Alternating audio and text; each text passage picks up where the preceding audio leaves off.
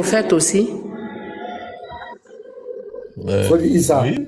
Après, moi, je connais pas tout. Mais oui, ouais, je vais dire oui, mais je connais pas. Ah, Yeshua, c'est Issa. Issa.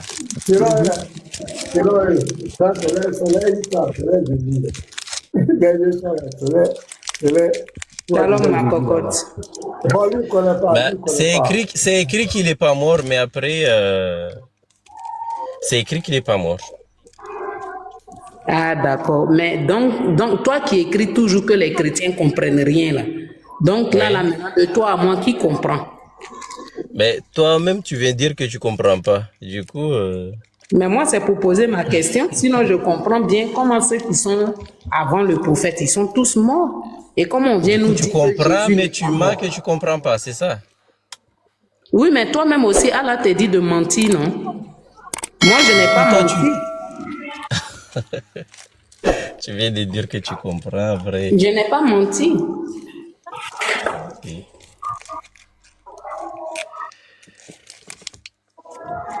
Il faut Bon, expliquer.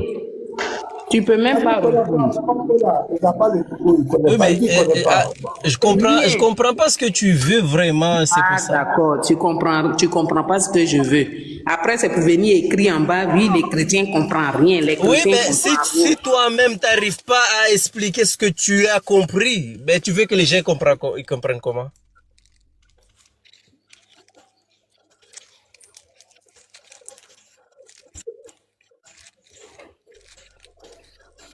On va avancer. Là, là, là. Simplice, ça. Simplice, tu es là. Toi aussi, tu es là en soudine. Simplice. Ouais, Oui, vas-y, on oui, oui. t'écoute. C'est bon, je peux poser ma question. Oh là là. Attends, après, on va te donner la parole. Lui, quoi, Simplice va parler après, tu poses ta question. Il n'y a pas de Ouais, problème. oui, pasteur. Oui, pasteur, bonjour, bonjour à tous ceux qui sont sur le panel. En tout cas, c'est ma première fois de monter sur votre panel. Je suis très heureux hein, parce que c'est depuis que je vous suis. Et grâce à vous, en tout cas, moi, je suis chrétien. Grâce à vous, j'ai pu, en tout cas, comprendre que l'islam est faux et aussi le Dieu de l'islam et le Dieu de la Bible, mon Dieu que je sers, Jésus-Christ, est différent de Issa dont parle le Coran. Donc vraiment, je suis très content déjà pour cela et je vous remercie vraiment pour ce travail que vous faites. C'est depuis longtemps que je vous suis aussi avec les apologètes chrétiens qui en tout cas défendent le nom de Jésus-Christ. Donc d'abord, je vous dis déjà merci et je vous souhaite vraiment beaucoup de choses, meilleures choses dans votre vie. Je ne sais pas, grâce à vous aussi, j'ai commencé à lire un peu le Coran hein, pour voir vraiment qu'est-ce qui se trouve dans le Coran. Mais parce que je vous assure, depuis que j'ai commencé à lire le Coran, je ne sais pas comment est-ce que vous faites pour comprendre le Coran, mais franchement, moi, je ne comprends rien. Je ne sais pas si vous pouvez me dire comment est-ce que vous faites pour comprendre le Coran. Vous comprenez ça comment? Mais moi, quand j'ai essayé de lire le Coran, je vous assure, même si c'est moi qui veux écrire une œuvre en mon nom, je vous assure que cette œuvre ne peut pas avoir, ne peut pas être comme le Coran. Je vais écrire vraiment une parfaite œuvre. Mais le Coran que j'ai essayé de lire, vraiment, je ne comprends pas finalement, j'ai abandonné. Donc, c'est quand je viens sur vos lives que je relève les sourates que vous donnez, donc pour me permettre peut-être plus tard d'évangéliser aussi avec. Donc, c'est ce que je fais. Moi, je suis à l'étranger et il y a de cela aussi 3 jours, je me suis entretenu avec deux frères turcs et un frère ouzbek, celui de Ouzbékistan. En échangeant avec lui, en échangeant avec eux, j'ai découvert que vraiment, parce que ce que vous avez l'habitude de dire, c'est vrai, c'est que le problème de l'islam, c'est pas le musulman, mais c'est le Dieu de l'islam qui met les musulmans dans le problème. Le fait que le Dieu de l'islam dit aux musulmans qu'il n'a pas de fils, il ne peut pas engendrer sans avoir de copine, c'est vrai. Parce que quand j'avais échangé avec ces frères-là, hein, deux Turcs et un Ouzbek, ils m'ont fait savoir, ils m'ont d'abord demandé pourquoi est-ce que je ne suis pas devenu musulman. Je leur ai dit non, je peux pas devenir musulman. je leur ai aussi posé la question pourquoi est-ce qu'ils ne peuvent pas devenir chrétiens. Ils m'ont dit, ils ne veulent pas aussi devenir chrétiens. Je leur ai dit, mais pourquoi vous ne croyez pas en Jésus-Christ? Ils disent qu'ils croient en Jésus-Christ. Ils m'ont demandé, est-ce que je sais quelle est la différence entre eux, les musulmans, et moi qui suis chrétien? Ils m'ont posé cette question. Je leur ai dit, non, je ne sais pas. Ils m'ont dit, la différence c'est que nous, les chrétiens, nous disons que Jésus-Christ est le Fils de Dieu. Or, nous savons que Dieu ne peut pas avoir de copine. En écoutant ça directement, j'ai compris que non, franchement, notre pasteur Ménard a raison. Le problème de l'islam, c'est que Oui, c'est ça. le Dieu de l'islam, C'est ça, mon frère. Aujourd'hui, il y a d'autres qui veulent trouver ça, qui veulent trouver la philosophie, mais c'est ça. Le Coran, je le vous, Dieu de l'islam, pour lui, quand on dit fils de Dieu, c'est que Dieu a eu une femme, il a eu des rapports sexuels biologiques avec une femme pour avoir un enfant biologique. Quand on dit engendrer, c'est comme cela le Dieu de l'islam, il comprend. Maintenant, quand on appuie sur ça, les musulmans comprennent que c'est vraiment une vraie bourde. C'est pourquoi, quand les notions d'engendrer fils de Dieu, ils ne vont jamais faire le débat dans le Coran. Jamais. Ils ne vont jamais prendre le truc dans le Coran. Ils vont toujours venir dans la Bible, non, fils de Dieu, venir Romains 8, verset 14, c'est tant, fils de Dieu, avait été fils de Dieu. On dit pour parler dans le Coran, que Père là, ça veut dire créateur. Il faut nous montrer où Allah a dit que Père veut dire créateur. Il faut nous montrer. Ça n'existe pas. Donc c'est plus c'est clair. Merci. On va prendre la question de M. Saïd. Saïd, allons-y à ta question. Vas-y. Qui commande Saïd? Si tu n'es pas là, on va avancer. Hein. Tu insistais, ma question. Non, je suis là, excuse. Non, allons-y rapidement. Oh, oui, en fait, au tout début, quand vous avez commencé votre live. Tapotez le live, allons-y à 100 000 cas. On est 300 depuis, on est 58 000.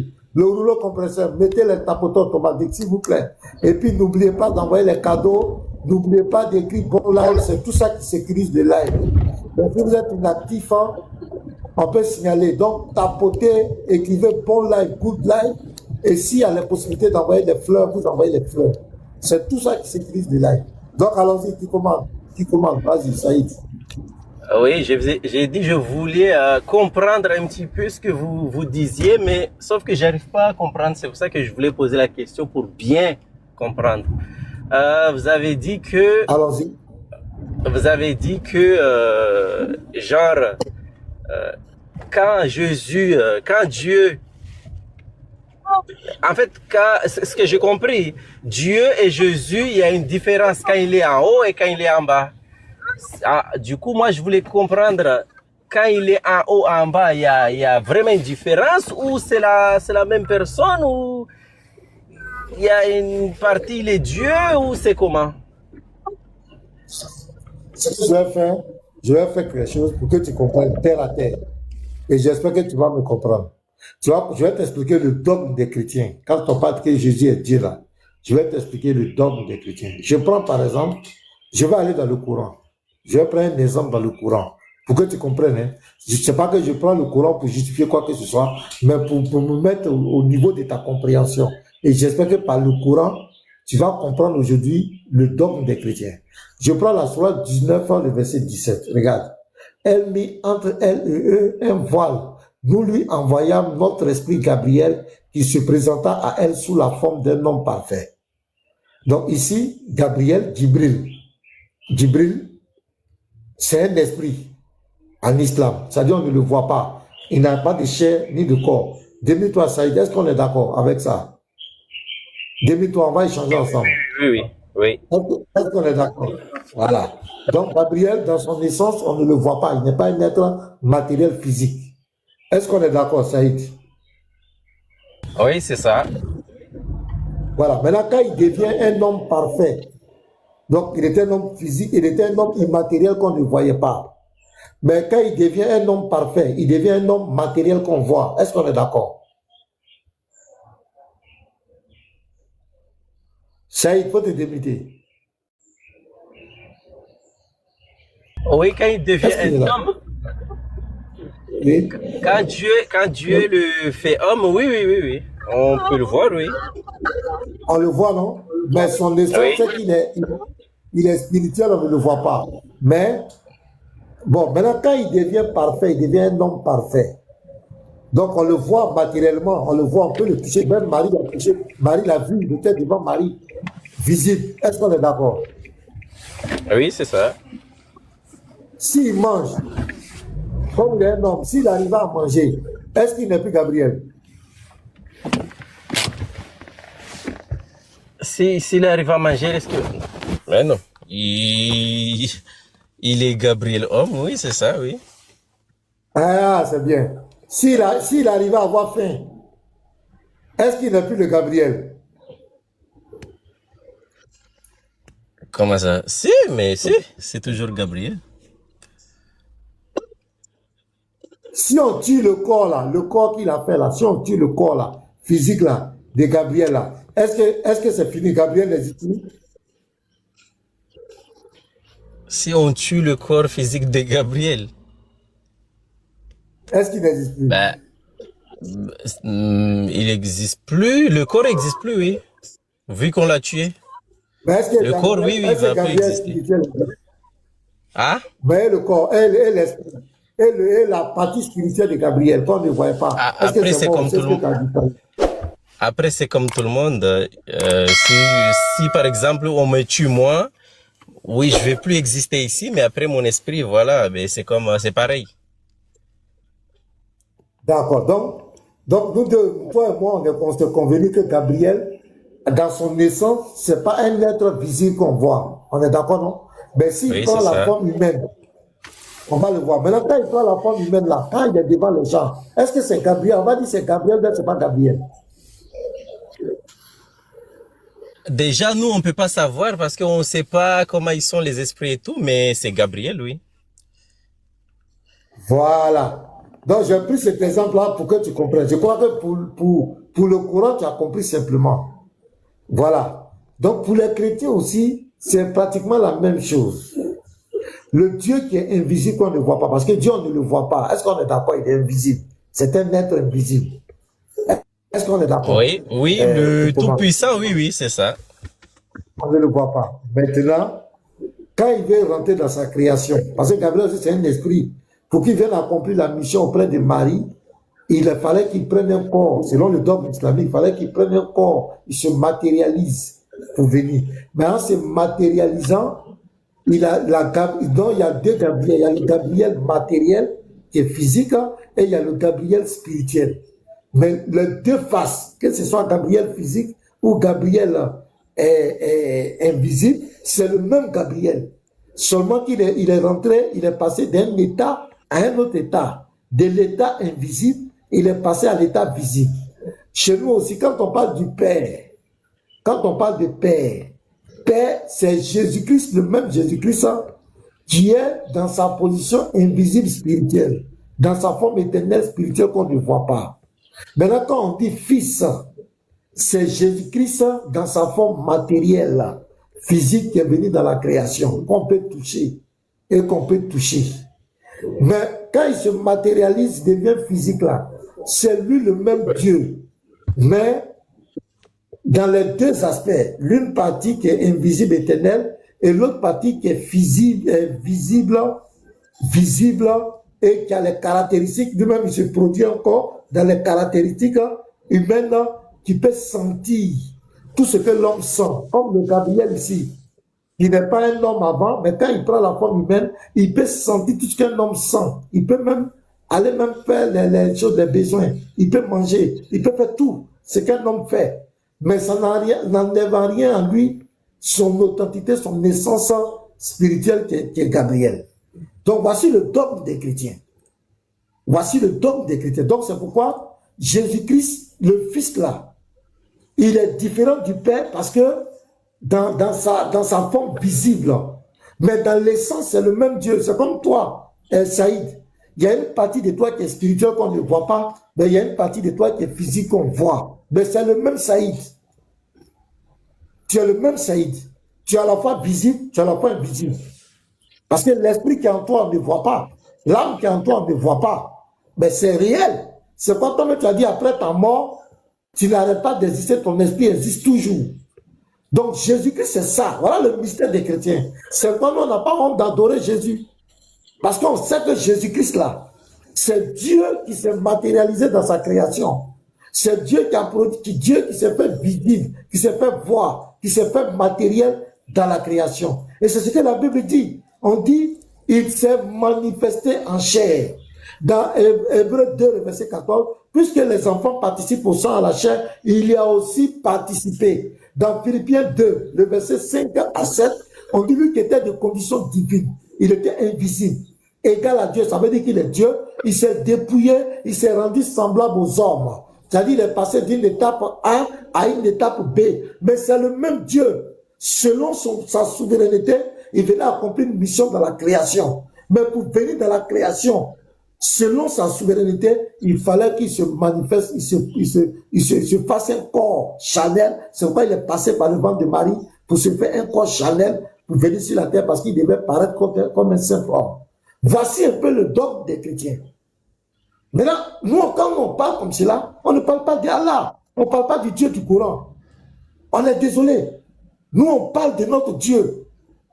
Mais j'ai l'impression que vous, quand on parle comme cela, vous croyez que nous sommes en train de parler de votre Dieu. Nous, on ne parle pas de votre Dieu. Nous, on ne connaît pas le Dieu du Coran. Le Dieu du Coran n'est pas notre créateur. Il n'est pas notre Dieu. Il n'a pas notre destin en main. Tout ce qu'il dit dans le Coran, ça ne nous engage pas. Il peut pas nous accuser, dire tout ce qu'il veut, ça n'engage aucun chrétien. Donc voici un peu notre conception de la divinité.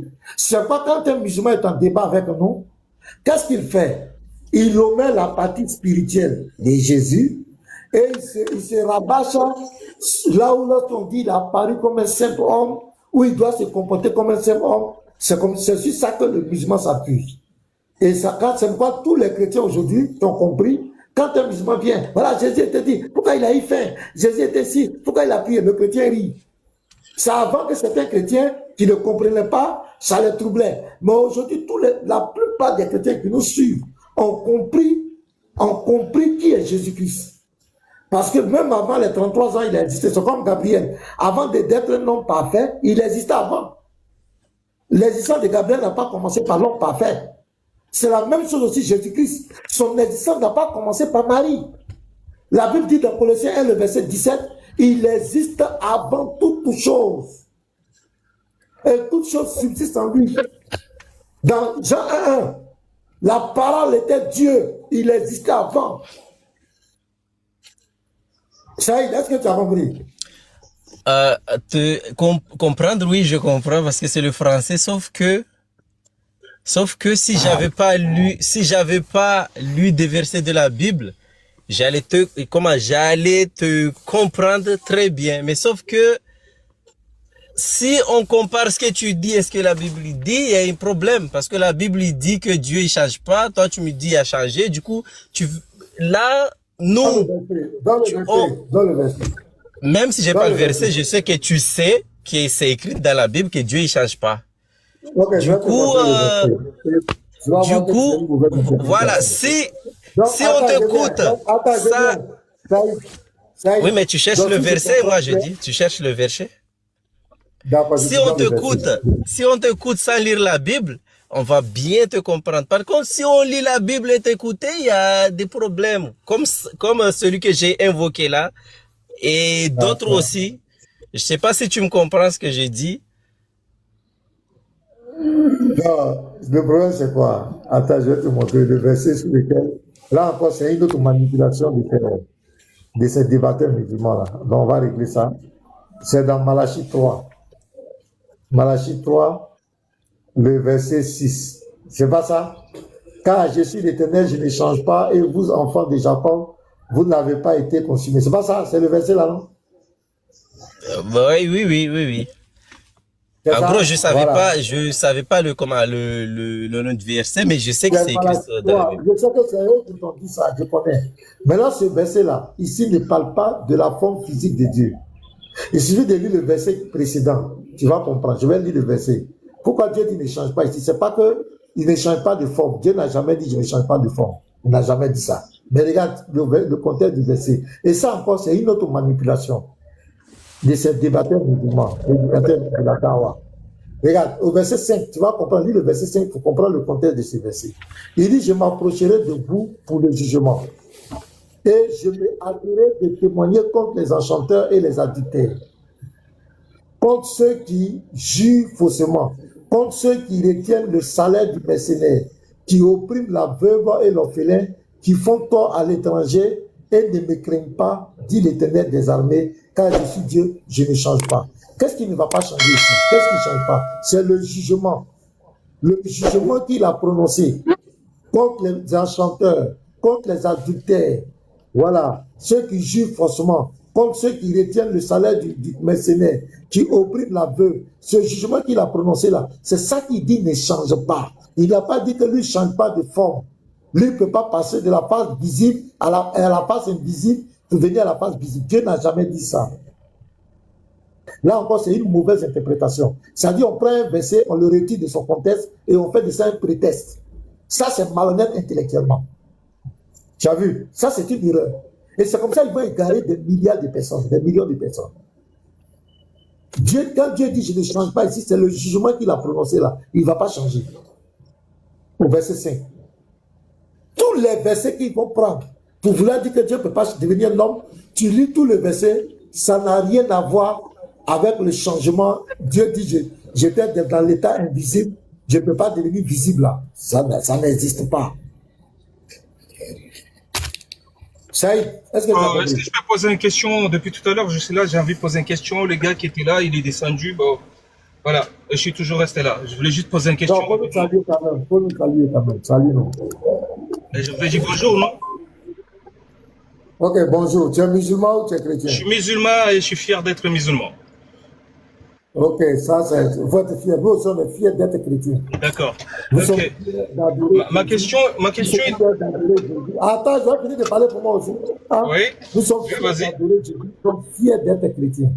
D'accord. Voilà. Moi, je suis fier d'adorer Dieu et je suis fier de dire Jésus, il est prophète. Quel bon. Dieu? Dieu? Voilà. Quel Dieu? Allahu Rabbil Alamin. Allahu Rabbil Alamin. Bon, donc, ton Dieu, ça fait comment? Allahu Rabbil Alamin. C'est Allah Rabbil Alamin. Ne pose pas trop de questions. Je suis venu vous poser une question au gars qui était là. La langue musulmane, comme tu le souhaites, le dire comme tu le veux. La langue musulmane. La langue musulmane maintenant. Il y a une langue qu'on appelle langue musulmane. Aïe, aïe, aïe. Est-ce que je peux poser ma question? Non, allons-y. Tu dis qu'il y a une langue. La langue, c'est quelle langue? Langue musulmane. Donc, il y a une langue qu'on appelle musulmane. Bon, c'est pas aujourd'hui. Il y a une langue qu'on appelle musulmane. Vous pouvez lui penser comme vous le voulez, mais la langue musulmane, Allah, c'est mon Dieu, celui que je le souhaite être Dieu, son envoyé. Allah, c'est dans quelle langue? Tu es fier de lui, tu ne peux pas avoir Allah, c'est dans quelle langue? De quelle langue? Je te l'ai dit. En langue musulmane, Allah, ça a été précisé dans la langue musulmane. Allah, ben voilà, je l'ai dit. Voilà ma question, il était là. Donc moi, je suis venu poser une question. Tu es venu me poser une question d'abord. Il y a une langue qu'on appelle musulmane. Je suis venu poser une question ou je suis monté pour me poser une question, monsieur. Avec tout le respect que je vous dois, est-ce que je suis venu vous poser une question ou me poser des questions d'abord? Non, mais avant de poser... Attends, je vais t'inviter parce que tu commences à t'inviter. Avant de venir poser la question, tu as dit que tu es fier d'être musulman. C'est pas ça? Tu es fier d'être musulman. Si tu poses une question que tu me coupes le micro, comment je peux répondre? Réponds à ma question. Est-ce qu'il y a une langue qu'on appelle langue musulmane? Parce que je t'ai demandé, réponds-moi. Monsieur, en fait, vos questions, vous posez des questions pour essayer de faire tomber des gens dans les pièges, comme vous avez posé à Saïd tout à l'heure. Je vais retourner avec ma question, mais le monsieur que j'avais voulu poser la question, il est parti. Pourquoi vous êtes agressif comme ça? Pourquoi vous êtes agressif que vous ne me laissez même pas poser ma question que je suis venu? Aïe, aïe, aïe, aïe. Vous disiez que c'est les musulmans qui sont agressifs, et là, si vous parlez vous-même comme ça. Arrête ça. Arrête la victimisation, arrête de pleurer. On est dans l'échange. Tu as dit que tu es fier d'être musulman. Tu as dit qu'il y a une langue qu'on appelle... Pas les micros, monsieur, on se parle, on se communique, non? J'ai dit, je vais te faire descendre d'abord. Quand j'ai fini de parler, tu vas remonter. Je vais te faire remonter. Tu as dit que tu es fier d'être musulman. Moi, j'ai dit, je suis fier d'être chrétien. Je suis fier d'adorer Jésus-Christ. Tu as dit toi aussi, tu es fier d'adorer Allah. Donc le débat a commencé. Donc Allah, c'est qui? Ton Dieu s'appelle comment? Tu dis Allah. J'ai dit, c'est dans quelle langue? Tu dis dans la langue musulmane. Mais les gars, on ne peut pas passer comme cela. Il faut qu'on nous dise c'est quelle langue qu'on appelle langue musulmane là. Ou bien les gars, est-ce que ce n'est pas légitime? Avant que tu te poses ta question, on va clarifier. Tu es fier de quelque chose que tu ne maîtrises pas. C'est quand même terrible. Avant de venir poser question sur la foi des autres, toi, tu peux maîtriser ce dans quoi tu es.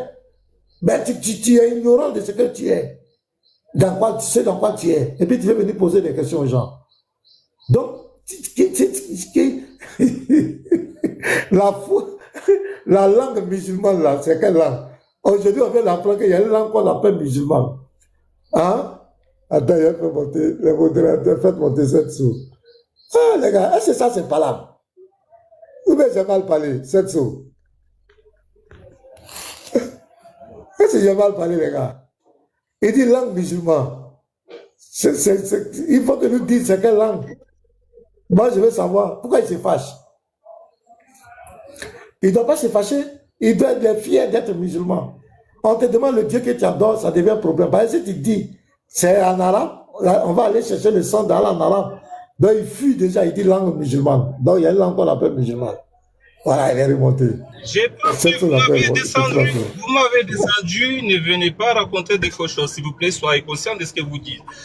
Vous m'avez descendu, vous me coupez les paroles, je suis venu poser la question, laisse-moi poser la question, que j'ai fini avant de me poser la vôtre.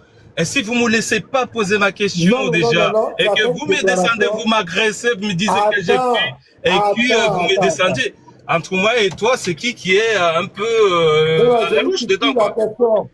Oh, monsieur, pardon, vois un peu d'eau. Tu as dit qu'il y a une langue. Boire de l'eau, pourquoi? J'ai rien, moi. Je suis là, je t'écoute. Hein. Oui, la langue qu'on appelle musulmane, c'est quelle langue? Moi, je vous répondrai pas à ma question, vu que je suis monté vous poser une question d'abord avant que vous me reposez votre. Tu ne poseras pas de questions. On va avancer, on va saluer. Donc, voilà, tu peux partir. Tu ne réponds pas, nous aussi, on ne répondra pas à ta question. C'est aussi clair, c'est aussi simple que ça. Sepso, bonjour. Capi, bon après-midi. Bonjour, Pasteur Ménard. Ouais, comment ça va? Oui, ça va. On est là ce matin. Par la grâce de Dieu. Voilà. Vraiment, c'est pour vous dire encore excellent travail que vous abattez. À cause de vous, aujourd'hui, nous tous, on s'intéresse à l'inter-religion. Voilà, il faut dire que je vous suis avec beaucoup d'intention. Pour revenir au sujet, voilà, on retient que nos frères musulmans nous posent des questions. Hein, c'est des questions, souvent on a habitué. La Bible est falsifiée, la Trinité n'a pas de sens. Voilà, où Jésus a dit que je suis Dieu. Il y a tellement de questions. Comment Dieu peut tuer une personne pour le péché d'une autre personne? On est tellement habitué à ces questions-là. Mais pour revenir, pasteur, une fois, j'ai suivi votre live et vous avez donné une image qui est simple. Hein. Vous avez dit, même un simple sorcier, voilà, peut agir, c'est-à-dire son corps peut être d'un endroit et son esprit peut être d'un autre endroit. Donc, imaginez un sorcier. Voilà, un simple sorcier. À plus forte raison de Dieu. Vous avez vu? Voilà, c'est que les musulmans doivent savoir. Ce n'est pas une injure, hein, voilà. Mais on reconnaît un arbre par son fruit, hein, voilà. Le prophète même dit qu'il est illettré. Donc imagine, quel fruit qu'il va produire, voilà. Donc, je pense bien que la Bible, elle ne se lit pas avec notre intelligence, mais elle se lit avec la sagesse de Dieu. Nous pouvons voir dans 1 Corinthiens 2 qui dit comme ça que, au verset 4, il dit ceci, ma parole et ma prédication ne reposent pas sur des discours persuasifs, sur la sagesse, mais sur une démonstration de la puissance de Dieu. Donc, nos frères doivent savoir que Dieu est puissant. Dieu peut faire ce qu'il veut. Voilà. C'est pas à nous de conditionner Dieu. Voilà. Donc, la question qu'on va lui poser, est-ce qu'il croit à la puissance de Dieu? Dieu peut tout. Dieu peut tout. Si un simple sorcier a la capacité d'être dans plusieurs endroits à la fois, mais imaginez. Shalom, Jack du ciel. Shalom à toi. Imaginez. Donc, pasteur Ménard, je pense bien que cette belle illustration que vous avez donnée une fois, je pense que déjà, il n'y a plus rien à dire. Quoi. Voilà. Merci beaucoup. Ouais, ça va. Ok, merci frère. Donc c'est clair. Quand j'ai pris tout à l'heure, j'ai pris l'illustration de Djibril pour essayer de faire comprendre aux musulmans. Voilà, il a bien compris, mais vous avez vu où il voulait m'envoyer maintenant dans des trucs, dans des vertus. Ah, c'est que Dieu n'est pas. Ah, il est muté. Voilà, c'est ça. Le chrétien aujourd'hui a tout compris. Hein. Les chrétiens ont compris. C'est avant que les gens ne comprenaient pas. Les chrétiens ont compris l'essence de Jésus-Christ. Jésus-Christ, il est quitté où? Quand vous lisez Michée 5, verset 2, on dit l'origine de Jésus remonte au jour de l'éternité. Ça veut dire qu'il n'a pas de commencement. Il est dans l'éternité. Il y a combien qui sont dans l'éternité? Il n'y a qu'un seul Dieu. Michée 5, 2 le dit. Colossiens 1, le verset 17 dit, il est avant toutes choses et toutes choses subsistent en lui. Jean 1, 1. Il est la parole, il est Dieu. Au commencement, c'est lui qui était là. C'est pourquoi il dit, je suis le commencement et la fin. L'alpha, l'oméga, le premier et le dernier. C'est clair. Et l'apôtre Paul nous dit dans Philippiens 2, le verset 5 à 7, de façon claire. Il te montre l'origine, l'essence de Jésus, qui était Jésus. Comment il s'est dépouillé? Parce que pour rentrer dans la création, il ne pouvait pas venir avec sa gloire. Il allait péter le monde. Comme Salomon l'a dit, les cieux des cieux ne peuvent te contenir. Donc il fallait qu'il se matérialise. Pour se rendre visible, il fallait qu'il se matérialise dans la création. C'est là qu'il se dépouille de cette gloire. Et il rentre dans la création comme un serviteur, comme un simple homme. Si le chrétien a compris ça, c'est fini. Donc les 33 ans de vie, c'est le simple homme. Donc il ne peut pas parler comme Dieu. Il ne peut pas parler. Non, il ne peut pas venir dire. Non, un homme qui est devant les gens et puis tu vas venir dire, c'est moi le Dieu, tout ça. Ça n'a pas de sens. Donc c'est ce qu'on explique aux musulmans, ils ne comprennent pas. Ils ne comprennent pas, on leur explique qu'ils ne comprennent pas. Ben, tant pis, tant mieux. Nous, si les chrétiens comprennent, c'est mieux. Le musulman a beau, c'est quoi dans la Bible? On va te poser des questions, tu vas balbutier. Tu vas balbutier, tu peux rester là, faire tes philosophies, raconter des bêtises, mais on va pas comprendre des versets bibliques qui mettent en exergue la divinité de Jésus. Tu vas balbutier. Tu vas bégayer. Tu vas bégayer. Parce que les versets, si tu veux reconnaître honnêtement, dans ton cerveau, tu sais que tu es KO. Donc tu es obligé de faire la taquilla, d'être malhonnête. Sinon, dans la Bible ici, tu ne peux pas nier la divinité. La Bible, même si tu ne veux pas aller taper, ça faut taper quel moteur de recherche. Il faut dire, est-ce que la Bible exprime la divinité de Jésus? Tapez partout. Demandez, est-ce que la Bible dit que Jésus est Dieu? Tous les moteurs, toute la partie vont te dire oui. La Bible dit que Jésus est Dieu.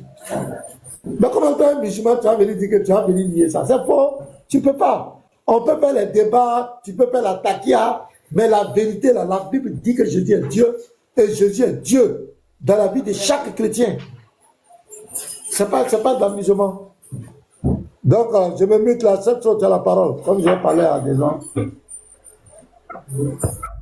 Oui, mais je voulais encore savoir un truc, pasteur. Allô? Oui. Du coup, si j'arrive à bien comprendre ce que vous dites, c'est que Jésus, il est Dieu. Quand il est sur la terre, là, il est Dieu. Est-ce qu'il y a aussi son Père qui est à côté? Ou c'est toujours, c'est Jésus, il est Dieu et c'est tout? Parce que j'arrive pas à comprendre cette notion-là. Jésus, il est Dieu, il est sur la terre. Est-ce qu'il y a aussi son Père là-bas? Ou c'est le Dieu qui est sur la terre, c'est lui aussi le Père?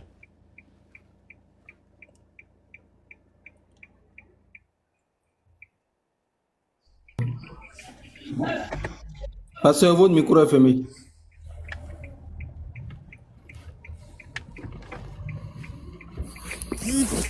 Occupé, on dirait. Pasteur, il est occupé.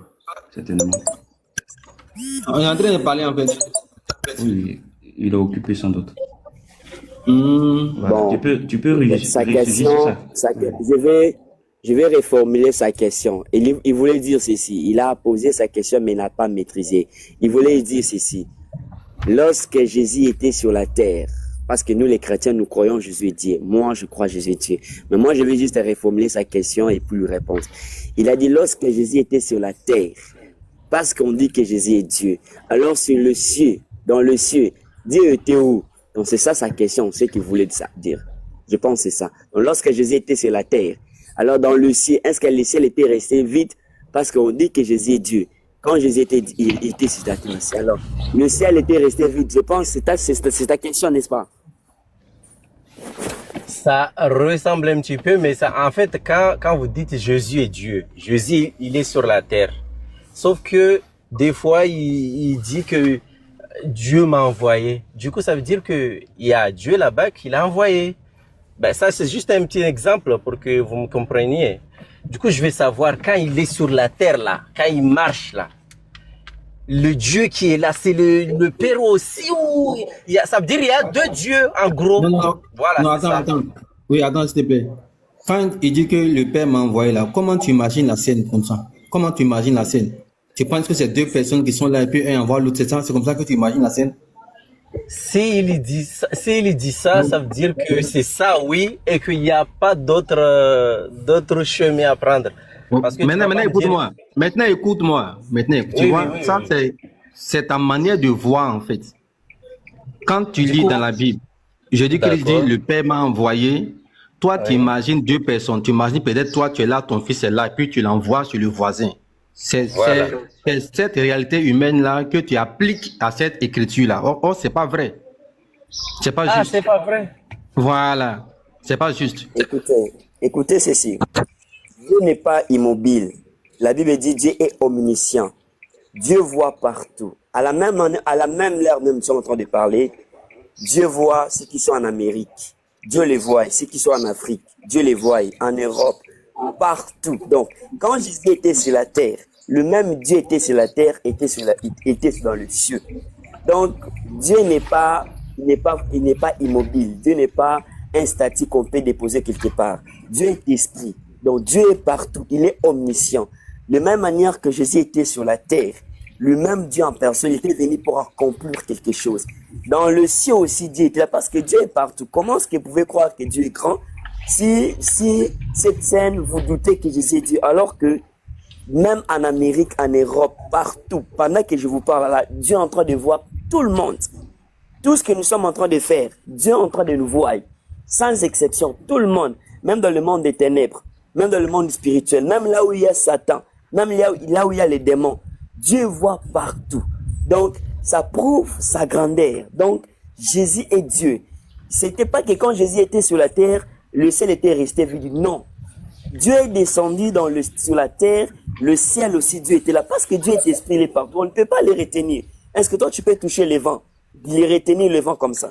Alors Dieu, qui a créé le vent, pourquoi douter? Donc, le même, il était sur la terre, il était aussi dans le ciel. Donc, Jésus est Dieu. Il n'y a pas une différence là-bas, mon frère. Mon frère, voilà. En fait, Luc a posé la question là. Toi, tu comprends ce que Dieu dit selon notre réalité humaine ici. Mais Dieu, c'est un esprit en fait. Tu as des langages qu'il utilise. Si toi, tu dois l'entendre, humainement parlant, ça va coincer. Si moi, je dis par exemple à quelqu'un, si moi, je dis, je t'envoie mon esprit, tu sais que tu as un esprit en toi, non? Mon frère, tu sais que tu as un esprit en toi, tu es corps, Oui, âme, oui, esprit. oui, oui. Maintenant, si toi, tu dis par exemple au pasteur, je t'envoie mon esprit, est-ce que ton esprit, là, c'est quelqu'un d'autre qui est à côté de toi que tu envoies?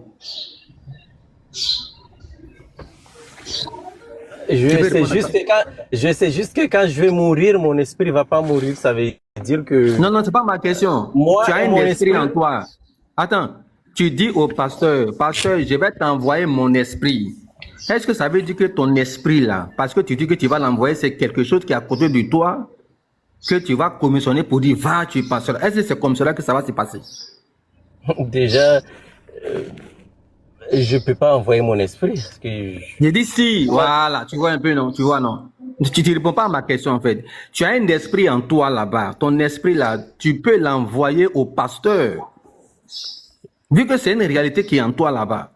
Dire que tu envoies ton esprit au pasteur, tu es en train de dire au pasteur, je vais venir à toi sous forme d'esprit, c'est tout.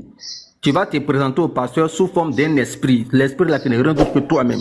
Mais tu l'as envoyé au pasteur. Mais ce n'est pas quelque chose qui est à côté de toi. Que tu prends ou bien à qui tu ordonnes d'aller faire. Non, non, non. Donc quand Dieu dit qu'il envoie son fils, quand Dieu dit qu'il envoie sa parole, quand Dieu dit qu'il envoie Jésus, ce n'est pas dans le sens de cohabiter ensemble et puis une entité dit à l'autre entité, voilà, c'est pas comme cela en fait. oui, Envoyer. là, il y a aussi un problème là. Lequel? Quel problème? Là, il y a un problème parce que là, si je dis à pasteur, je vais l'envoyer mon esprit. Oui. Ça veut dire que moi, je reste là et mon esprit, il va là-bas. Du coup, Non, ça non, veut non, dire non, ça veut dire que toi, tu vas voir le pasteur étant dans un état spirituel. Voilà. C'est ce que ça veut dire. Voilà. Ça ne veut pas Sauf dire que ton esprit est à côté de toi et puis toi, tu lui dis non, non, non. Ça, tu es en train de dire autrement que le pasteur va te voir, mais il va te voir dans une réalité spirituelle. Sauf que quand je vais mourir là, mon esprit va partir. Du coup, ça veut dire que comme vous le dites qu'on est un, sauf que lui il va partir, il va me laisser mourir. Du coup, tu vois qu'il y a un souci. Non, non, quel souci? Regarde, regarde. Quand toi tu meurs là, ton corps est enterré, non? C'est ça, non? Oui. Voilà, et puis ton esprit retourne au ciel, c'est ça? Oui. Bah, mais c'est pareil en fait. Quand Jésus est mort aussi, son corps a été mis dans le tombeau, son esprit est retourné où il était avant en fait. Je ne vois pas de problème en fait. Du coup, en fait, en gros, Dieu s'est divisé en deux. En gros, c'est comme si, c'est pas que... En gros, c'est comme si Dieu s'est divisé en deux, quoi. Attends, Simon va parler. Attends, il y a un frère qui veut faire une motion. Après, tu vas rebondir. Simon va... Oui, montre-lui Jean 3, le verset 13. Quand Jésus était sur terre, qui était au ciel. Jean 3, le verset 13 répond à ça. D'accord. Mais tu peux lire là-bas. Toi, tu as posé la question. Mais tu veux que je lise. Tu m'entends, mon frère? Ton micro est fermé là. Tu veux lire chez toi? Jean 3, le verset combien? Merci beaucoup. D'accord, merci.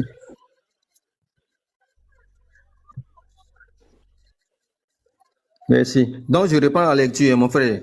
Au verset 13. Personne n'est monté au ciel. C'est Jésus qui parle, hein? Je précise. Si ce n'est celui qui est descendu du ciel, virgule, le Fils de l'homme qui est dans le ciel. Dans ce verset-là, on est d'accord que c'est Jésus qui parle, non, mon frère? Ton micro est fermé.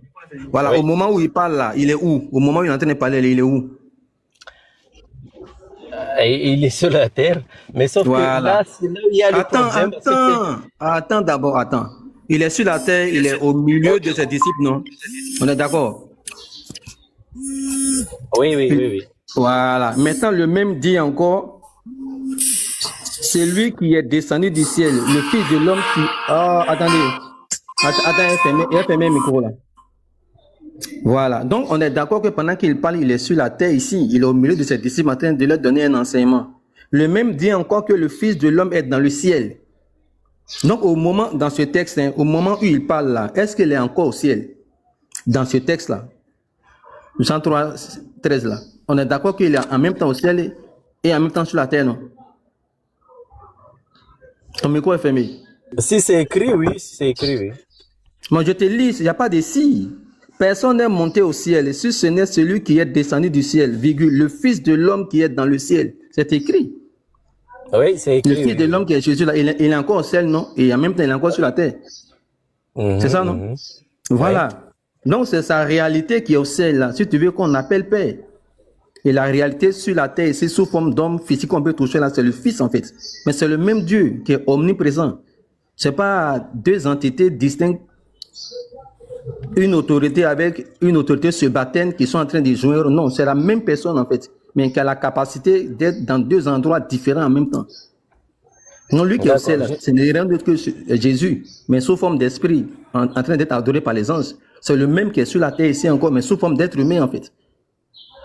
C'est pas deux, c'est pas deux. Ouais, vas-y. Oui, en fait, en gros, ça revient à ce que j'avais dit au pasteur.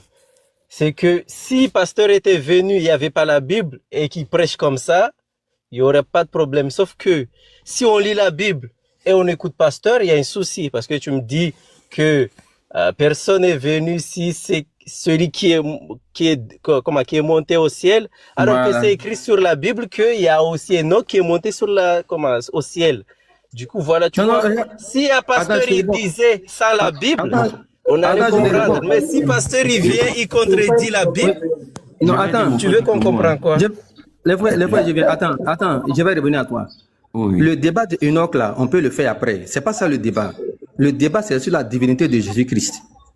On t'a lu un texte ici. Jésus-Christ dit qu'il montre par là que pendant qu'il est sur la terre, il est encore au ciel. On a qu'à faire la conclusion de ça d'abord, avant de faire le débat de Enoch. On est d'accord, si on veut être logique et cohérent, que selon les textes bibliques, selon Jésus-Christ lui-même, il est sur la terre et au ciel au même moment. C'est ça son omniprésence en fait. Donc au moment où il est sur la terre, là, lui-même est encore au ciel. Il est omniprésent, donc c'est lui Dieu. Parce que c'est seul Dieu qui a la capacité d'être omniprésent. Si on est d'accord, maintenant tu poses ta question de Enoch, mais il ne faudrait pas profiter de ce qu'on te donne comme texte là pour créer un autre débat en fait. Puisque toi tu voulais savoir. Il dit quoi? On lui montre que Jésus est sur la terre et en même temps au ciel. Au lieu d'accepter que ça fait de Jésus-Christ Dieu omniprésent, il veut créer le débat de Enoch. Vu que le texte dit que personne n'est monté au ciel, si ce n'est celui qui est descendu. Il dit aussi que Enoch est monté au ciel. On va répondre à ça. Voilà. C'est qu'il ne comprend pas. Tout ça, je dis, je vais lui montrer, dans d'autres versets, on va lui montrer plusieurs versets où on te parle de plusieurs compartiments dans le ciel. Regarde par exemple. Je prends Éphésiens 4. Le verset 7. Voilà. Mais à chacun de nous, la grâce a été donnée selon la mesure du don de Christ. C'est pourquoi il a dit, étant monté en haut, il a amené les quartiers, il a fait des temps. Or, que signifie il est monté? Sinon qu'il est aussi descendu dans les régions inférieures du ciel. Celui qui est descendu, c'est le même qui est monté au-dessus de tous les cieux. Quand on dit tous les cieux, ça veut dire quoi? Dire tous les cieux. Jusqu'à la dernière cieux, tous les cieux. Ça veut dire que les cieux, ça veut dire que le ciel là, il y a plusieurs compartiments. Est-ce qu'on est d'accord? C'est ça. Voilà, donc il n'y a aucune contradiction. Le ciel dont Jésus parle n'est pas le ciel dont où Enoch est monté. Donc il y a aucune... Je te donne un autre verset encore. 2 Timothée, regarde. 2 Corinthiens 12. Il faut se glorifier, cela n'est pas bon. J'en viendrai néanmoins à des visions et à des révélations du Seigneur. Je connais un homme en Christ qui fut, il y a 14 ans, ravi jusqu'au 3e ciel. Tu as dit 3e ciel, donc ça veut dire il y a premier, il y a deuxième, il y a 3e ciel. Est-ce qu'on est d'accord? Qui commence à y? Oui. Voilà, donc il n'y a aucune contradiction. Le ciel dont Jésus parle, il sait de quoi il parle. Le ciel où Enoch est monté n'a rien à voir parce que le ciel a plusieurs compartiments. L'autre verset, je t'ai montré dans Éphésiens 4, verset 10, on dit plusieurs cieux. Ici, je te montre le 3e ciel. Ça peut dire qu'il n'y a aucune contradiction. Là encore, j'ai dit que c'est ton interprétation. Le premier verset, Dieu ne change pas, je t'ai corrigé. Tu viens de prendre Enoch encore, je t'ai corrigé. Donc, cette chose, on a réglé ça. Reviens maintenant dans ton verset. Non, parce que moi je voulais juste comprendre. Mais après, c'est toi ce que tu dis. Tu ne veux pas accepter la vérité, Yann. Tu ne veux pas accepter la vérité. Moi, j'accepte tout. Toi et moi, j'accepte tout. Tu n'acceptes pas. Tu dis que ce que moi je dis va en contradiction avec la Bible. Mais quand tu donnes un argument, on prend, on te corrige. Donc c'est moi qui ai raison. Toi, tu n'as pas encore eu raison. Oui, c'est toi qui as raison, sauf que genre comme là, vous dites que les cieux c'est pas les mêmes, parce que vous le dites, c'est que les cieux c'est pas les mêmes. Sauf que c'est pas ce qui est écrit sur le verset.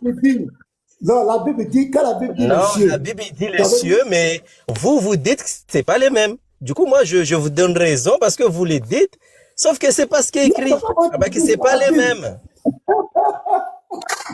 Pasteur la Motion, Bible des cieux, Pasteur Motion, non. c'est pas croyable. Le musulman, Mon frère musulman. Si c'est Mon le frère raison que musulman. vous voulez, je vous le donne, mais c'est Non, pas attends, ce qui est écrit. écoute-moi, mon frère musulman, mon frère musulman. Tu as déjà vu un avion survoler au-dessus de ta tête, non? Mon frère musulman, tu as déjà vu un avion survoler Oui, au-dessus de ta tête, non? Oui. Maintenant, tu dis à ton enfant, par exemple, que l'avion est où? L'avion, il est où?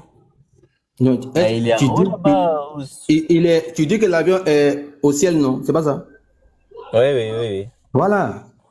Est-ce que le ciel, là, c'est dans ce ciel-là que Jésus est parti?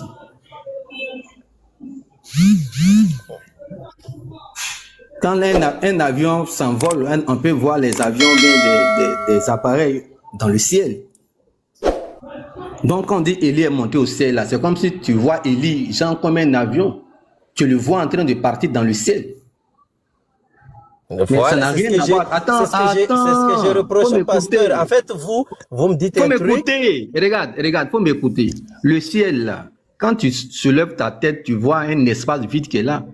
Dans cet espace où circulent les avions, là, ça, c'est le ciel. On appelle ça ciel aussi. Mais ça n'a rien à voir avec le ciel. Donc, tu vas pas me dire que Jésus, là, il est là où les avions circulent. Ça n'a pas de sens, en fait. C'est pas compliqué à comprendre, papa. Tu vas pas dire que Jésus là, il est en train de faire un parcours avec les avions là-bas. Non. Mais cet espace-là, où sont les avions là, nous, en tant qu'hommes, on appelle ça aussi ciel. Si un objet est là-bas, on dit que l'objet là est au ciel. Si quelqu'un voit Élie là-bas, en train de monter dans cette dimension-là, il va dire que Élie est monté au ciel. Mais ça n'a rien à voir avec le ciel où Jésus-Christ est parti. C'est pas un ciel physique. Or, le ciel qui est sur ta tête là, c'est physique. Le ciel où Jésus est parti là, tu ne peux plus le voir. Le ciel n'est pas physique en fait. Donc c'est deux choses différentes. Oui, j'ai compris, sauf que avançons. Si vous pouvez me montrer la différence des deux ciels, j'aimerais bien. Il n'y a pas de souci, il fait sa motion et puis on revient à toi.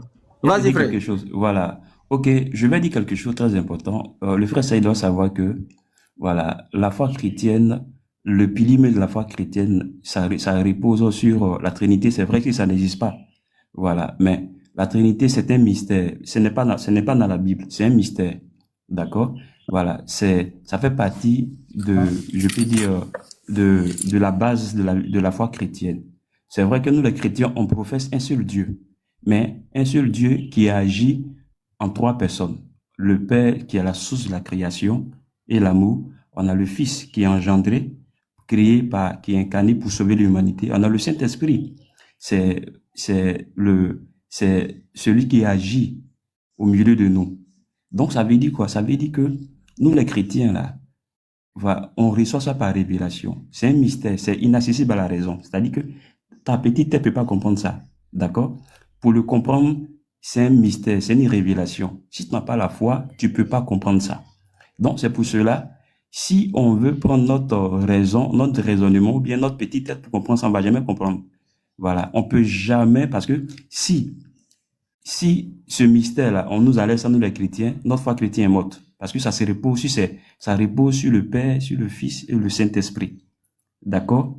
Voilà. Il faut dire que le Père et le Fils et le Saint-Esprit, ils agissent ensemble. Ils sont en communion. Cela montre que Dieu n'est pas solitaire, mais Dieu est en communion. D'accord? Donc, Dieu travaille en communion avec le Père, le Fils et le Saint-Esprit. Voilà, c'est le fondement de la vie chrétienne. C'est pour ça tout à l'heure, je donnais le verset 1 Corinthiens 2, verset 4. Voilà, ce n'est pas avec la sagesse humaine qu'on peut comprendre ça. C'est une folie même, voilà. Pour dire que la foi et la folie sont proches. Voilà. On accepte Jésus par la foi et on suit Jésus par révélation. Si tu n'as pas la révélation, tu ne pourras jamais suivre Jésus. C'est un mystère. Donc, c'est ce que j'avais à dire. Voilà, pour lui dire quoi? Pour dire au frère Saïd que la foi chrétienne se repose sur ce pilier-là. Voilà, le Père, le Fils, le Saint-Esprit. Ils agissent solidaires. Dieu ne peut pas se dissocier du Fils, ni du Saint-Esprit, ni de lui-même. Voilà.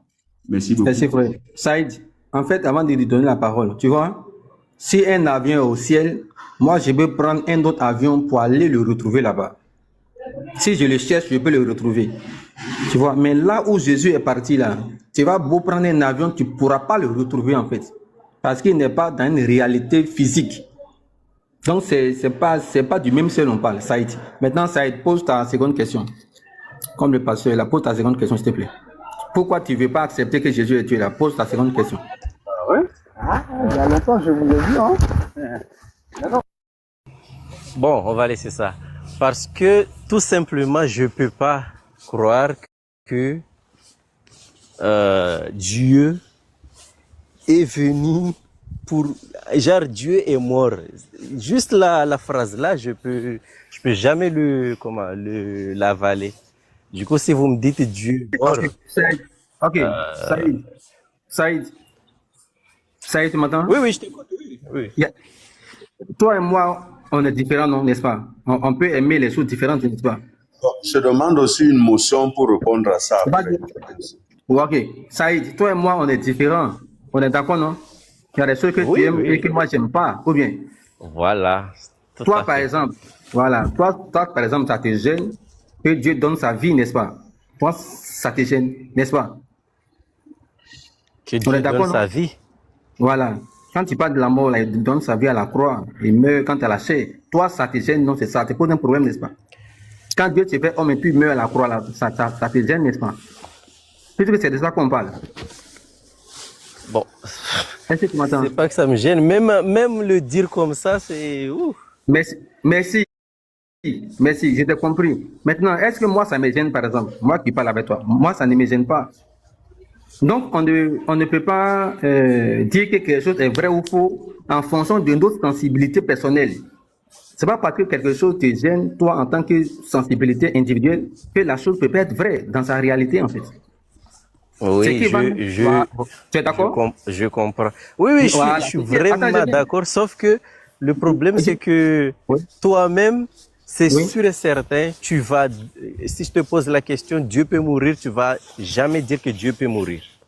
Ok, je viens. Alors que là, derrière, là, tu dis qu'il est mort, sauf que si je te pose la question, tu vas jamais dire qu'il est mort. Du coup, tu vois, même toi, t'es pas... Écoute-moi, Zed, écoute-moi. Je vais te faire comprendre que faut pas nier de la véracité de quelque chose en fonction de ton ressenti personnel. Puisque toi, tu n'es pas Dieu à la base. Si toi, tu étais Dieu et que toi, ça te gêne, on allait conclure nous tous que Dieu ne peut pas venir à la croix pour donner sa vie. Mais tu n'es pas Dieu. Ça veut dire qu'il y a des choses, par exemple, que tu peux estimer que Dieu ne peut pas faire, mais ça n'a rien à voir avec ce que lui fait. Je veux que tu enlèves ça de ton esprit d'abord pour faire un débat intellectuel. Il ne faut pas nier de la véracité de quelque chose en fonction de ton ressenti personnel. Moi, je pense que Dieu ne peut pas mourir. C'est pas ça qui est la vérité. C'est les textes maintenant qui nous disent, qui nous renseignent sur Dieu. C'est les textes. Oui. Voilà. Je te donne Jésus-Christ, il a dit, il n'y a pas de plus grand amour que de donner sa vie pour ceux qu'on aime. Tu me suis, Cède? Oui. Il n'y a pas de plus grand amour que de donner sa vie pour ceux qu'on aime. Entre tout ce qui existe et Dieu là, quelle est la personne qui doit avoir le plus d'amour, selon toi, Z?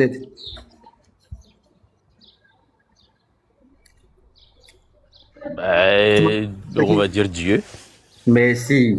Maintenant, Jésus-Christ il a donné un baromètre d'amour. Il dit l'amour suprême, c'est de donner sa vie pour ceux qu'on aime. Il a dit de sa Jésus-Christ ou Dieu? Non, je viens, s'il te plaît. Jésus a dit qu'il n'y a pas de plus grand Dieu comme ça, nous, on va bien comprendre. Non, écoute-moi, non, regarde, écoute-moi. Jésus-Christ a donné un baromètre d'amour. L'amour véritable, c'est de donner sa vie pour ceux qu'on aime. Tu as dit que c'est Dieu qui est censé aimer plus que tout. Oui. Plus que tout autre sujet, on est d'accord. Est-ce que Dieu, là, il doit aussi, est-ce qu'il doit respecter ce baromètre d'amour, là? Puisque c'est un baromètre que Jésus a fixé. Quand tu dis que tu aimes là, il faut que tu sois capable de donner ta vie. Est-ce que Dieu lui-même doit respecter ça? Donner sa vie? Oui. Ah, c'est les humains qui sont des vies. Dieu n'a pas de vie. Mais non, regarde. C'est un principe. Dieu n'a pas de vie. Attends, écoute-moi. C'est un principe. Pardon, c'est une motion. Bon, vas-y. Fais-moi vas-y. Ouais, frère, je pense que ça fait plus du... Ça fait plus d'une heure. Voilà, et si on reste dedans, là, on va faire toute la journée, frère. Voilà, souvent, là, c'est pas... Souvent, c'est... Tu sais, nous sommes en train de faire de l'interreligieux. Voilà, si le gars n'arrive pas à comprendre, vu qu'il est musulman, voilà, que lui nous dise aussi comment nous aussi, hein, on doit être musulman, et pourquoi on doit être musulman, et comment Allah aussi sauve, et comment Allah aussi va envoyer les musulmans au paradis. Parce que puisqu'il n'arrive pas à comprendre pour Jésus, il faut qu'il nous explique pour Allah, pour qu'on voit un peu la cohérence aussi, pour que nous on puisse accepter. Voilà. Parce que nous sommes là pour l'interreligieux. Après, à la fin, j'ai tout compris. Hein. Oui, mais à la fin... Cette chose, tu vas me donner ma motion, je lui réponds avec 2 versets. Faut pas qu'on va perdre le temps avec... Voilà. Tu vas me donner ma motion, je lui réponds avec 2 versets, on passe. Moi-même, je suis monté avec une préoccupation sur l'islam. Voilà, s'il ne peut pas nous expliquer comment on doit devenir musulman, pourquoi on doit être musulman et où on va, je pense qu'on va passer il y a des frères qui sont montés, on va leur donner la parole. Voilà. Parce qu'on est là en train de perdre du temps avec lui là. Et puis il y a Ali aussi qui veut parler. Voilà, donc vas-y. Merci, Petit Mato. Simon, tu fais juste ta motion? Et puis... Oui, c'est ma motion. Petit Mato, s'il te plaît, lis-nous Ésaïe 44, le verset 6. Ok. Ésaïe 44, le verset 6. Ésaïe, un instant, voilà. Ésaïe 44, 6. Il est écrit: Ainsi parle l'Éternel, roi d'Israël et son Rédempteur, l'Éternel des armées, je suis le premier et je suis le dernier. Et hors moi, il n'y a point de Dieu. Voilà, c'est bon. Lis Apocalypse 2, le verset 8. Donc Dieu dit qu'il est le premier et le dernier. On est d'accord qu'il commande que l'Éternel, c'est le premier et le dernier. L'alpha et l'oméga. Il en pose là. Attends, il va revenir. Il va bien t'écouter. T'as l'Apocalypse combien? On attend qu'il commande. Oui, c'est moi. T'as l'Apocalypse combien? Apocalypse 2, le verset 8, qui commande. On est d'accord que Dieu est le premier et le dernier, non? Oui. Ok. Petit Matoli, Apocalypse 2, le verset 8. Apocalypse 2, 8. Écrit à l'ange de l'église de Smyrne. Voici ce que dit le premier et le dernier, celui qui était mort et qui est revenu à la vie. Qui commande. Celui qui est le premier et le dernier dit quoi dans Apocalypse? Voici ce que dit le premier et le dernier, celui qui était mort et qui est revenu à la vie. Qui commande. Le premier et le dernier dit quoi dans Apocalypse, s'il te plaît? Dit qu'il était mort. Bon, voilà. Donc, quand tu poses une question, est-ce que Dieu peut mourir? Bon, ça n'a pas de sens. Ça n'a pas de sens. Ah! Mais écoute-moi, s'il te plaît. Écoute-moi. Écoute-moi, s'il te plaît. Tu as dit que... Merci. Tu as dit que le pasteur va contre la Bible. Donc, tu as dit on ne cite pas les versets bibliques. Bon, nous vous avons dit, Dieu est esprit. Mais lorsqu'il prend la chair, il marche comme un homme, il mange comme un homme, ainsi de suite, ainsi de suite. Mais est-ce qu'on peut fondamentalement dire que celui de qui toute vie prend l'origine peut mourir? Là, est-ce que Dieu vit dans la dimension temporelle où la mort a prééminence? Est-ce que la dimension de Dieu, dans son essence, est là où la mort peut frapper? Est-ce que la mort est la fin de l'existence? Toi-même, tu as dit ici que lorsque tu vas mourir, ton âme va aller quelque part. Bon, c'est dans cette dimension où Dieu, lui, vit. Donc, lorsqu'il traverse même le portail de la mort, son existence ne cesse pas. Il est. Jésus avait dit aux pharisiens qu'avant qu'Abraham ne soit, je suis, parlant de son éternité. Et il avait utilisé le nom, le tétragramme, pour se l'appliquer à lui-même, pour dire aux Juifs qu'il n'avait pas dit j'étais, il avait dit je suis. Ça dit que c'est l'être avec grand E. C'est l'être en lettres capitales. Donc, la mort ne peut pas le toucher. Mais, étant venu en chair, c'est pour cela que la Bible enseigne que par la chair, il est mort, mais par l'esprit, il est vivant. Ici, dans l'Apocalypse, ça dit que celui qui était le premier et le dernier dit qu'il était mort, il est vivant. Donc, ta question n'a vraiment pas de sens si tu as compris le dogme chrétien. Nous disons, selon la parole de Dieu, que Dieu s'est fait chair. Jean chapitre 1, le verset 14. Il a pris la chair, il s'est fait chair. Quand il allait d'une ville à une autre, il marchait à pied. Il pouvait disparaître et il apparaît de l'autre côté. Mais la Bible t'enseigne qu'il s'est rabaissé lui-même. Ça avait un but. Tant que vous ne comprenez pas qui est Jésus, vous n'allez pas comprendre la Bible. Vous n'allez même pas comprendre ce qui s'est passé, le grand mystère qui s'est passé. Là où Dieu vient prendre la place de sa créature pour justifier des pécheurs que nous étions. C'était pas pour venir s'amuser ou se balader. Donc, nous avons vu les Écritures. Dieu est mort, mais Dieu est vivant pour toute l'éternité. Ça va te casser la tête. Tu risques même de te perdre après avoir lu des versets pareils. Mais si tu as la grâce de Dieu, tu seras sauvé. Ok, merci Simon. Mon frère musulman, tes questions, je crois que tu as posé 3 questions comme cela, on a répondu à ça. Mais comme tu as des questions un peu profondes qui demandent beaucoup de temps, on risque de se terniser sur ces questions en fait. Donc on souhaite aussi que tu nous présentes un peu ta divinité en fait, ton plan de salut musulman, pourquoi tu es convaincu que c'est Allah qui est Dieu, pourquoi tu es convaincu que ton salut est garanti en fait. Si tu peux prendre juste 3 minutes pour nous expliquer, et pour te poser aussi des questions. Si tu permets bien, vas-y. Saïd.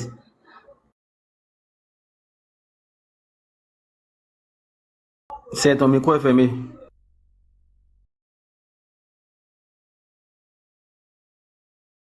Simon, tu m'entends? Oui. Très bien. Je t'entends très bien. Allô? Donc, la parole est voilà. Explique-nous un peu, Allah, pourquoi tu crois que c'est lui qui est Dieu, selon quel principe, selon quelle logique, et puis le salut musulman là, pourquoi tu fondes ton espoir sur ça? Quelle est la crédibilité en fait? Merci. Tu peux nous expliquer tout ça, et puis on aura te poser des questions de compréhension. Merci. Déjà, bon, à l'école coranique, on nous explique, même si j'ai pas tout, je connais pas tout, mais ce qu'on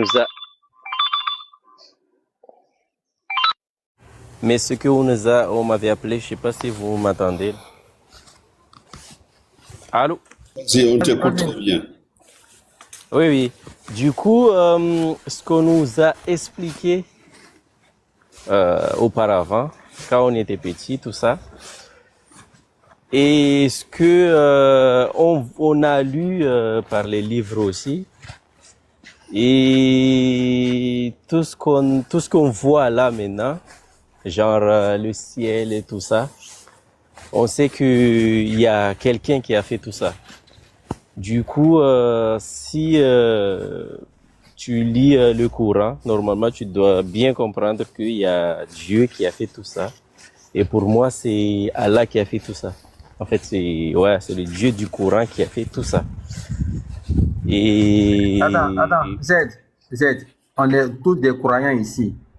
Toi et nous, on croit qu'il y a un créateur de toutes choses. On te demande, nous là, on dit que c'est Jésus-Christ. On a donné des raisons. Toi, tu dis que c'est Allah là. Pourquoi tu dis que c'est Allah qui a fait ça? C'est ça la question en fait. Tu n'es pas un athée, tu es un croyant, mais aussi croyant en fait. Pourquoi tu attribues la création à ta divinité qui est dans ton Coran? C'est ça la vraie question en fait. J'ai dit c'est par le Coran. C'est par le Coran, quand tu le lis, que tu vois que c'est Allah qui a fait tout ça. Oui, mais donne les versions, on va lire. Parce que quand c'était dans la Bible, là, quelle version? Donne les versions, on va lire. Mais c'est écrit dans le Coran. Oui, mais donne, on va lire. Coran. Il faut citer, on va les lire. Voilà, c'est écrit dans. Mais, comment je connais pas tout. Je connais pas tous les versets du Coran. Je suis pas un savant non plus. Mais c'est écrit dans le Coran. C'est écrit dans le Coran. Je pense qu'on va passer à lire. Hein. Voici des gens qui ne connaissent rien de leur Coran. C'est vous qui connaissez la Bible, c'est vous qui voulez expliquer la Bible aux gens. Quand il s'agit de votre livre, vous ne connaissez rien, vous n'êtes pas les savants. Mais c'est quand c'est dans la Bible, vous jouez les savants. Si c'est pour dire que... Non, attends, il va faire sa La motion. Bible Laisse parle- Petit Mato faire sa motion. Laisse Petit Mato faire sa motion. Il va continuer. Laisse faire sa motion. Vous montez ici pour faire perdre le temps aux gens. Vous jouez des personnes qui veulent comprendre. On parle tout notre temps à vous expliquer. Vous jouez les incrédules. Maintenant, quand il s'agit de votre Coran, maintenant, c'est là vous ne connaissez rien. C'est là, c'est écrit dans le Coran. Il faut lire tout le Coran. Quand c'est dans le Coran, là, on doit lire tout le Coran. C'est pas ça? Fils de Théo, vas-y. Il est fils de Théo. Septo, vas-y. Et puis on va donner la parole à Ali. Merci beaucoup. Mon frère musulman, J'ai tu jamais vois. dit d'aller lire Attends, le Coran. je vais te donner la parole. Voilà.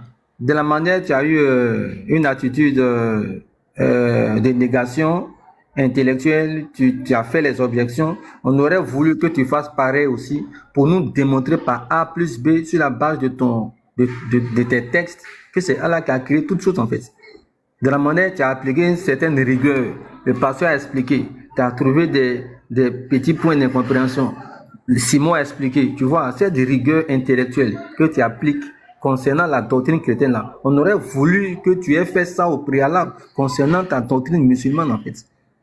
Au lieu de ça, tu nous dis non, tu ne maîtrises pas, tu ne peux pas enseigner, tu n'es pas mieux indiqué. Et ça énerve les gens. Ça énerve les gens. Tu es censé... Attends, je vais chuter. Tu es censé avoir la maîtrise parfaite de ta doctrine musulmane d'abord avant de venir faire la critique interne en fait. Et ce qu'on a remarqué dans la plupart des musulmans, c'est ça. Ils ne veulent pas s'interroger sur leur propre foi, sur leur propre divinité, sur leur propre livre de foi en fait. Ils sont plus experts dans la critique des textes bibliques. On va prendre ça, tu vas dire non, c'est pas écrit comme cela. Le ciel là, c'est pas 2 ciels, 3 ciels. Tu vois, quand tu es dans la Bible, ton esprit est ouvert en fait. Mais cet esprit ouvert là, tu ne veux pas appliquer ça dans ta religion. Si je te demande par exemple, comme le pasteur m'a posé la question, ton Dieu là, comment il s'appelle? Comment il s'appelle s'il te plaît? Seth, comment ton Dieu s'appelle? Et il a beaucoup de noms. Mais il y a Allah, il y a... Oui, mais j'ai dit, il y a Allah, après il y a beaucoup de noms aussi. Merci. Est-ce qu'il a dit que son nom c'est Allah? Vu qu'il a beaucoup de noms, est-ce qu'il a une fois dit que son nom là c'est Allah? Mon nom c'est Allah. Sur le Coran, oui. Oui. Il faut nous donner le texte. Mon nom c'est Allah là. Il faut nous donner le texte. En fait, je viens. Faut pas chercher. Ce texte là, ça n'existe pas dans le Coran. Tu vois, ça donne raison à Petit Mato en fait. Vous ne maîtrisez pas vos textes. Allah n'a jamais dit dans son Coran, mon nom c'est Allah, ça n'existe nulle part en fait. Donc on aurait voulu... Non, mais si vous dites que Allah n'a jamais dit dans le Coran, mon nom c'est... Non, mais c'est écrit sur le Coran qu'il s'appelle Allah, c'est pour ça que j'ai dit oui, mais c'est pas écrit. Donne le verset où dit son nom c'est Allah. Non, c'est pas écrit. Il s'appelle Allah, attends, c'est pas grave. Donc il n'a pas dit mon nom c'est Allah. Mais tu dis que Allah dit... Je m'appelle Allah, c'est ça? On peut trouver dans le Coran où Allah dit je m'appelle Allah, c'est ça? Il a donné le verset. Aidez-le aussi à chercher les versets suivants. C'est ça, non? Est-ce que Allah dit je m'appelle Allah? Ou bien mon nom c'est Allah? Écrit Allah, point de divinité à part lui. J'ai pas compris. Tu as bugué, on n'a pas compris. Tu dis Allah dit quoi? Oui, j'ai dit c'est écrit Allah, point de divinité à part lui. C'est pas la question. Non. On discute sur son nom. Mais c'est pour ça que je dis que c'est pas écrit. Regarde, il faut m'écouter. Voilà. Est-ce que Allah a dit mon nom c'est Allah? Ou bien je m'appelle Allah? Est-ce qu'il a dit ça? Est-ce que Allah a dit ça dans le Coran? Mon nom c'est Allah. Ou bien vous pouvez m'appeler Allah. Ou bien je m'appelle Allah. Il n'a rien dit de tout ça en fait. Allah n'a jamais dit que Allah est son nom dans le Coran. Il dit qu'il est Allah, c'est-à-dire Dieu, il est Dieu. Mais son nom c'est quoi? Allah n'a jamais donné son nom en fait. Il dit vous pouvez l'appeler par le plus beau nom. Mais il n'a jamais donné un nom qui est Allah en fait. Donc Allah ne s'est jamais identifié dans le Coran. Appelez-le par les plus beaux noms parce que tous les plus beaux noms là ça lui appartient. Mais quelle est la liste de ces plus beaux noms-là, on ne connaît pas. Allah n'a pas énuméré la liste des plus beaux noms. Il n'a jamais dit que son nom, c'est Allah, en fait. Voici les questions auxquelles toi, tu dois réfléchir, en fait. Oui, mais frère, c'est écrit, c'est moi Allah. C'est écrit, c'est moi Allah. C'est ce que je voulais dire, mais pas ça. C'est moi Allah, il a dit. Mais Allah, là, c'est mon nom. C'est ce qu'on cherche. Allah est mon nom, mais je m'appelle Allah. Mais quand tu dis, par exemple, c'est moi ce, ça veut dire quoi? Par exemple, quand je dis c'est moi à bout. Attends, je te réponds. Quand je dis c'est moi à bout, ça veut dire quoi? Attends, je te réponds. Attends, je te réponds. Quand tu dis par exemple, c'est moi le créateur, est-ce que le créateur, c'est mon nom? Si je dis c'est moi. Attends, non. C'est mon nom. Non, attends. Quand le créateur, c'est pas un nom commun, c'est pas un nom propre. Le créateur, non. Le créateur, c'est pas un nom propre. Est-ce que Dieu, c'est un nom propre? Est-ce que Dieu aussi là, c'est... Non, Dieu, c'est pas un nom propre, justement. Mais c'est pas écrit Dieu, c'est Allah. Voilà, c'est écrit Allah, c'est pas écrit Dieu, c'est pas la même chose. Attendez, s'il vous plaît. Allah là, c'est en langue arabe, non? C'est écrit dans le Coran et le Coran il est en arabe, mais c'est pas que Allah c'est en arabe. Attends, je veux savoir, Allah là, c'est un mot arabe, non? C'est justement, en fait, Allah là. Dans le Coran. Attends, s'il te plaît, on va revenir à toi. Je viens. Mon frère musulman qui est en veille là, Allah c'est un mot arabe, non? Allah là, selon nous, c'est son nom, Je ne parle pas de selon toi, regarde. Faut pas me parler de selon toi. Je dis Allah là, c'est un mot arabe ou pas? Non, Allah, c'est son nom propre. Ce n'est pas ma question. Le Coran est descendu en arabe, non? Le Coran là, c'est descendu en langue arabe, non? Oui. Allah là, ça se trouve dans le Coran qui est descendu en arabe, non? Oui. Donc Allah là, c'est un mot arabe, non? Non, Allah, c'est son nom. Non, tu me comprends pas en fait. Est-ce que toi tu peux, comment tu dis ton nom en anglais? Non, écoute-moi, regarde papa, écoute-moi. Le Coran est descendu en langue arabe. Oui, mais j'ai répondu. Moi aussi, je te retourne la question. Faut m'écouter, attends s'il te plaît. Le Coran là, c'est descendu en langue arabe. De la première sourate à la dernière sourate, c'est descendu en langue arabe. On ne peut pas avoir dans le Coran un autre mot qui n'est pas arabe dans le Coran. Ça n'a pas de sens. C'est justement, frère, c'est justement, tu te trompes. Pourquoi? Par exemple, même si c'est écrit dans le Coran là, tous les noms restent les noms. Même si tout est descendu dans l'arabe là, les noms restent les noms. C'est pas ma question. Oui, mais c'est pas ta question. Est-ce que le Coran est descendu en langue arabe? J'ai dit oui, mais tous les noms là. Attends, ça veut dire que tout ce qui est récitation là, c'est en arabe, non? Mais c'est que tu comprends pas. Les noms ne changent pas. Il faut répondre d'abord. Après, tu vas m'expliquer. C'est-à-dire que toute la récitation est en arabe. On est d'accord? Oui. Voilà. Maintenant, attends. Vu que Allah fait partie de la récitation, Allah là, ça fait partie de la récitation. Donc, c'est aussi en arabe. Vu que la récitation elle-même, elle est en arabe. Il ne faut pas discuter ça, en fait. Mais attends, frère, attends. C'est que tu comprends pas. Un nom propre de quelqu'un ne change pas, quelle que soit la langue. C'est pas le débat que je fais. Regarde. Oui, mais attends, c'est ça que tu n'arrives pas à comprendre. Non, écoute-moi. Attends, le débat là, c'est de savoir le mot Allah est dans quelle langue. Un nom propre ne change pas là, c'est pas ça mon débat. Si tu ne veux pas reconnaître que Allah... Attends. Je veux que tu sois honnête. Si tu ne peux pas reconnaître que Allah là, c'est dans une récitation qui est en arabe, donc Allah c'est un mot arabe, je ne sais pas pourquoi on discute en fait.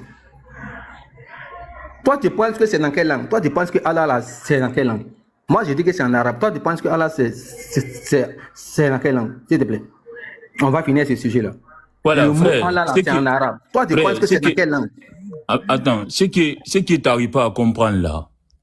Allah là, c'est pas en arabe. Pourquoi? Non, tu penses que c'est dans quelle langue? Moi, je dis que c'est en arabe. Allah, c'est pas un mot français. C'est en arabe, c'est pas un mot anglais, c'est en arabe. Allah, c'est en arabe. Tu n'es pas d'accord apparemment. Je te demande selon toi là, Allah, c'est dans quelle langue? C'est en arabe, c'est en araméen, c'est en anglais, c'est en français. C'est en quelle langue, s'il te plaît? Je te réponds ou pas? Oui, vas-y. C'est dans quelle langue?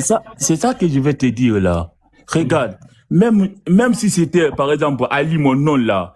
Il est dans le Coran là. Je ne pas de ton nom. Allah là, c'est dans quelle langue? Mais je vais te faire comprendre parce que tu ne comprends rien. Non, je ne vais pas comprendre. Je veux que tu me dises Allah c'est dans quelle langue? Est-ce que c'est en français? Est-ce que c'est en hébreu? Est-ce que c'est en grec? Est-ce que c'est en araméen? Est-ce que c'est en arabe? C'est une question que t'aimes quand même, non? Il est descendu ça sur... Merci. Pose la question à Saïd. Saïd, je ne sais pas pourquoi on s'emmerde en fait. Saïd, tu m'entends? Mais pourquoi les musulmans là, pourquoi vous aimez nous fatiguer pour rien comme ça? On est dans une langue arabe. Le Coran en arabe. On te demande Allah là, c'est dans quelle langue? Tu vas mettre 5 minutes de faire des débats ici. Arrêtez ça. Hein, c'est des moments donnés en fait. Allah là, c'est dans quelle langue? Allah est dans quelle langue? Allô, bonjour. Vous êtes musulman, papa? Vous êtes musulman? En fait, j'interviens en disant ceci, quoi. Les mots Allah, cela signifie que...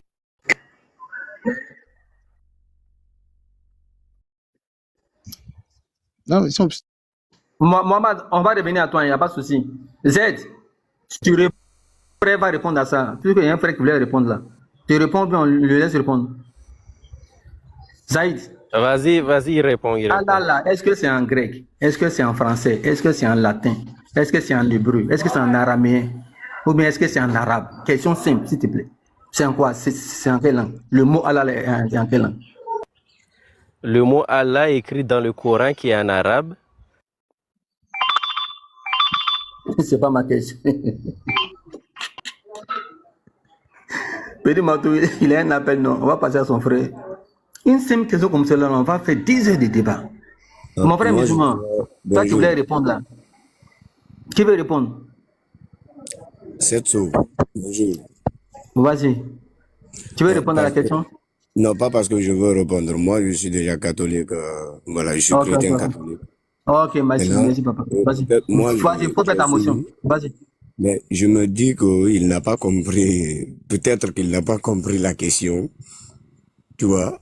Parce que là, depuis là, je vois qu'il dandine. Il tourne, je veux dire. Donc là, il fallait lui demander au moins, c'est-à-dire quand on dit Dieu en anglais, ça veut dire c'est God.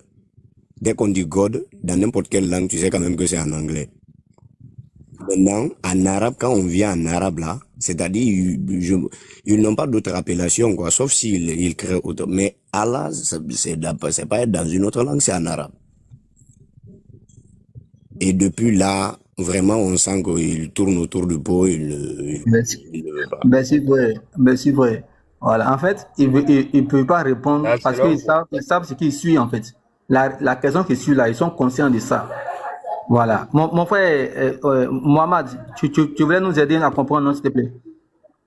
Je ne sais pas si tu prononces bien ton nom. Vas-y. Ouais.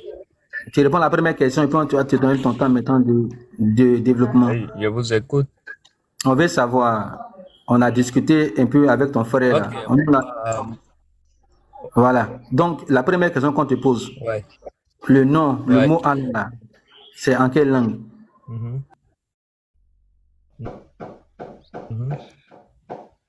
Les mots Allah signifie Dieu, quoi.